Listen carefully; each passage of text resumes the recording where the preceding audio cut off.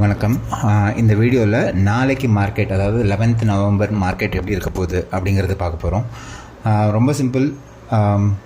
நிஃப்டியோட 1 hour chart எடுத்தோன்னா 1 hourல இன்னுமுமே market வந்து பேரிஷாக தான் இருக்குது. நம்ம இன்றைக்கி டார்கெட் வந்து 25,680க்கு மேலே க்ளோஷர் கொடுத்துருந்துச்சுன்னா மார்க்கெட் இன்னும் புல்லிஷாக போயிட்டு நெக்ஸ்ட்டு 780 வரைக்கும் போயிருந்துருக்கலாம்.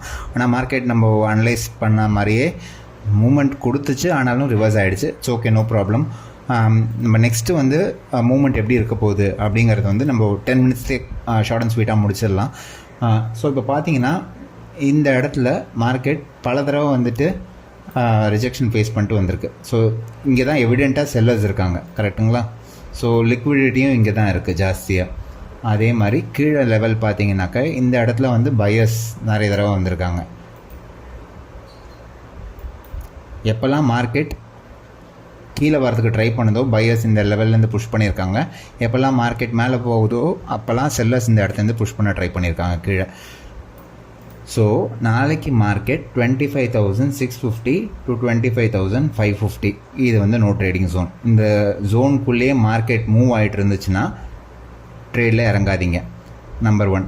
நம்பர் 2, மார்க்கெட் எங்கே ஓப்பன் ஆகுதுங்கிறது ரொம்ப முக்கியம். மார்க்கெட் சப்போஸ் இந்த டாப் ரேஞ்ச் பக்கத்தில் ஓப்பன் ஆகிட்டு 15 to 20 minutes இந்த 650 ரேஞ்சை உடச்சிட்டு மேலே வெயிட் பண்ணுறாங்க, மேலேயே ட்ரேட் பண்ணிகிட்டு இருக்காங்கன்னா தாராளமாக கால் இறங்கலாம்.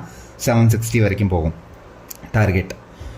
அதே மார்க்கெட் கீழே ஓப்பன் ஆகிட்டு, ஐ மீன் லைக் இந்த 550 ரேஞ்சுக்கு கீழே ஓப்பன் ஆகிட்டு 15 to 20 minutes கீழே ட்ரேட் பண்ணிகிட்டு இருந்தாங்கனாக்கா 25,320 to 200 வரைக்கும் ஈஸியாக மூவ்மெண்ட் கிடைக்கும். 320 ஈஸியாக வச்சுருக்கலாம் டார்கெட், ஃபர்ஸ்ட் டார்கெட். அது வரைக்கும் போனாலே நம்மளுக்கு ஈஸியாக எடுத்துடலாம்.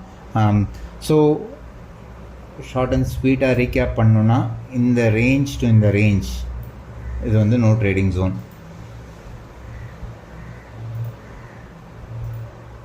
இந்த ரேஞ்ச்குள்ளே ட்ரேட் பண்ணாதீங்க.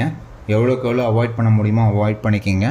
மீறி பண்ணணும் அப்படின்னாக்கா ரொம்ப கம்மி லாட்ஸில் பண்ணிக்கிங்க. உங்களுக்கு ரொம்ப கன்விக்ஷன் இருக்குது, இங்கே வந்துச்சுன்னா மார்க்கெட் இங்கே போகும், இங்கே வந்துச்சுன்னா மார்க்கெட் இங்கே வரும் அப்படின்னு கன்விக்ஷன் இருந்துச்சுன்னா மட்டும் ட்ரேட் பண்ணுங்கள். ஏன்னா 90% ஆஃப் த டைம் இந்த ரேஞ்ச்குள்ளேயே மார்க்கெட் ட்ரேட் பண்ணிகிட்ருக்கோம். அதனால் நம்மளுக்கு டிகே தான் நடக்கும்.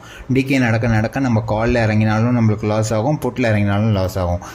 ஐடியல் சினாரியோ என்னை பொறுத்த வரைக்கும் மார்க்கெட் ஃப்ளாட்டாக ஓப்பன் ஆகிட்டு இந்த ரேஞ்ச்லேயே ட்ரேட் பண்ணிவிட்டு 12:30 to 1 o'clock மார்க்கெட் எங்கே ஓப்பனாக எந்த இடத்துல ட்ரேட் ஆகிட்டுருக்குன்னு பார்க்கணும்.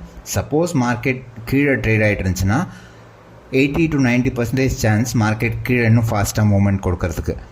சப்போஸ் மார்க்கெட் மேலே ட்ரேட் ஆகிட்டு இருந்துச்சுன்னா ஆல்மோஸ்ட் 12 to 12:30 ரேஞ்சில் சொல்கிறேன், மேலே ட்ரேட் ஆகிட்டு இருந்துச்சுன்னா 80 to 90% சான்ஸ் மேலே போகிறதுக்கான சான்சஸ் ஜாஸ்தியாக இருக்கும். ரொம்ப சிம்பிள், ஓகேங்களா? ஸோ ஃபர்ஸ்ட் ஹாஃப் வரைக்கும் வெயிட் பண்ணுங்கள்.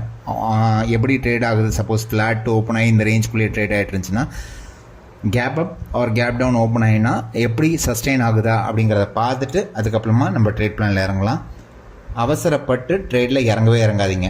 ஏன்னா நம்ம கஷ்டப்பட்டு சம்பாதிச்ச பணம் நம்ம தான் சேவ் பண்ணணும். எவ்வளோக்கு எவ்வளோ கம்மி லாட்ஸில் நாளைக்கு இறங்க முடியுமோ இறங்க. நாளைக்கு எக்ஸ்பைரி முடிஞ்ச அளவுக்கு கரண்ட் எக்ஸ்பைரியில் ட்ரேட் பண்ணுறதை அவாய்ட் பண்ணுங்கள். நெக்ஸ்ட் எக்ஸ்பைரியில் ட்ரேட் பண்ணுறதுக்கு பாருங்கள். நெக்ஸ்ட் எக்ஸ்பைரியில் ஏன் ட்ரேட் பண்ணுங்கன்னு சொல்லுறேன் அப்படின்னா, கரண்ட் எக்ஸ்பைரியில் ஒரு ஸ்மால் மூமெண்ட், இந்த மாதிரி மூமெண்ட் கொடுக்கும்போது காலில் நீங்கள் இருந்தீங்கன்னாக்கா உங்களுக்கு 5 பாயிண்ட் மூவ் ஆகும். ஆனால் இந்த மாதிரி ஒரு ஸ்மால் கேண்டில், ரிவர்சிவ் கேண்டில் வரும்போது காலோட மூவ்மெண்ட் 15 to 20 பாயிண்ட் கம்மியாகும். டிகே ரொம்ப ஜாஸ்தியாக இருக்கும் கரண்ட் எக்ஸ்பைரியில்.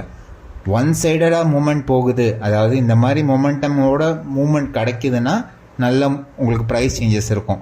ஆனால் இந்த மாதிரி மூமெண்ட்டில் மாட்டினீங்க அப்படின்னாக்க ரெண்டுமே, காலும் சரி புட்டும் சரி, ரெண்டுமே ஜீரோ ஆகிடும்.